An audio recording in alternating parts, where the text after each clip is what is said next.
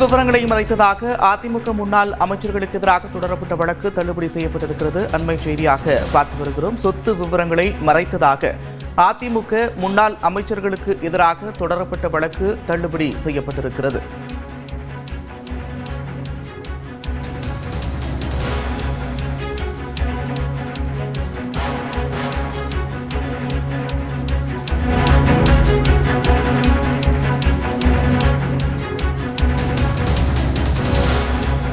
சொத்து விவரங்களை மறைத்ததாக அதிமுக முன்னாள் அமைச்சர்களுக்கு எதிராக தொடரப்பட்ட வழக்கு தள்ளுபடி செய்யப்பட்டிருக்கிறது. கூடுதல் விவரங்களோடு செய்தியாளர் வெங்கட் இணைகிறார். வெங்கட், விவரங்கள்.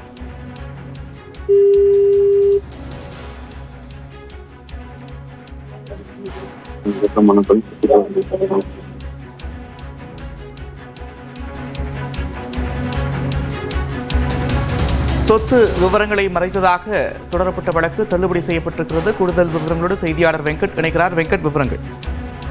அந்த அதிமுக முன்னாள் அமைச்சர்கள் D Jayakumar, C V Shanmugam ஆகியோர் தாக்கல் செய்த வேட்புமனுவில் சொத்து விவரங்கள் தகவல்களை மறைத்ததாக கூறி தாக்கல் செய்யப்பட்ட வழக்குகளை தள்ளுபடி செய்து சென்னை உயர்நீதிமன்றம் உத்தரவிட்டிருக்கிறது.